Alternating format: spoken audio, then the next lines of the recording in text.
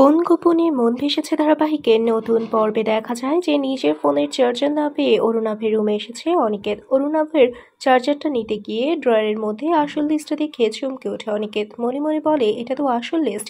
এই লিস্টের কথাই তো শ্যামলী তাকে বারবার বলেছিল, তার মানে তো শ্যামলীই ঠিক। ও তো বারবার করে বলেছিল আসল লিস্টে কেউ বদলে দিয়েছে। না না, এই লিস্টটা আমাকে দেখতেই হবে।